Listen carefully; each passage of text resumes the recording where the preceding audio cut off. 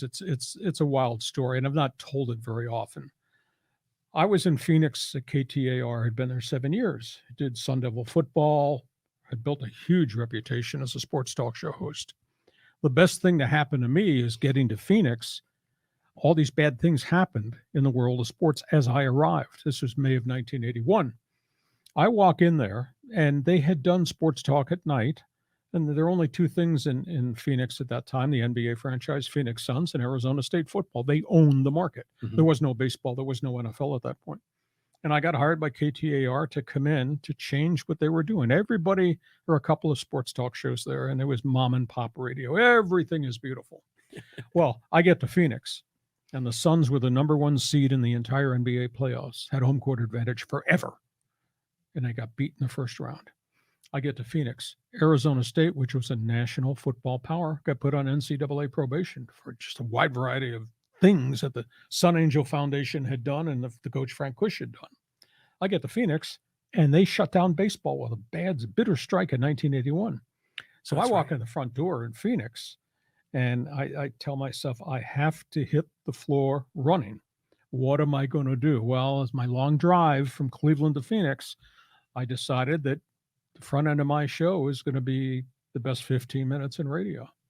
And I was going to catch your attention from the minute you turned on the radio. And that's where the whole thing was. Here's what's going on in the world of sports. Here's what Lee Hamilton thinks. Damn it. That's where that came from. Right. And the high-speed sports wire, where that came from, and why I grab you by the shirt and you got to stay with us for 4 hours, which is in a ratings business, time spent listening, huge. Right. So I created this aura. And then I backed it up by just being bold. And I was going to say things that had never, ever been said before. And bingo, I got response. So I walk in the door in Phoenix in May of 81, and all this stuff is happening. And my first night on the air on a 50,000 watt regional station is busting everywhere with a signal. My first night is, how the hell could the Phoenix Suns, number one seed, screw this up so badly? Who are you going to hold accountable? Yeah. This is in a market where everybody was bowing down to the Phoenix Suns organization. And people went crazy that I was challenging the Suns as to how you could allow this to happen. Mm-hmm. And then I went after Arizona State in the same sentence. And by the way, Sun Devil fan, get off your ass and get on the air. Tell me this. Why do you have to cheat? Why does Arizona State, with this, all the facilities, averaging 72,000 fans per game, beautiful campus, all this wealth, Sun Angel Foundation and all that, why do you have to cheat? You need to fire the coach. I said that. Nobody had ever taken on Arizona State.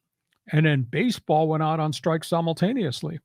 And KTAR was the flagship in Arizona of the Dodger baseball network, Fernando Valenzuela and all that. Yeah. They carried the Dodgers for a long time. Yeah. So I'm on the air and I'm just railing against the commissioner and railing against the union, just inciting everybody.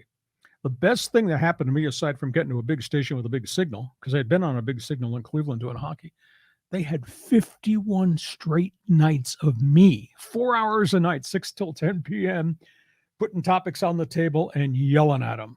And then the newspaper did me a favor. They came after me and they created all this havoc. I got involved in this big war with a radio TV columnist of the Arizona Republic and the Phoenix Gazette. And they were banging on me for being rude and crude. And who is this guy? And why would he say that about our teams in town? So they're publicizing the daylights out of my show as I'm going after them every night. So the best thing that happened to me was May 1st, 1981, the world changed. And I was the guy that walked around with matches and kept throwing it on the fire. So I did that for 7 years. And it was a great run. And we had some great times and we had some bad times and all that. And then it was time to go.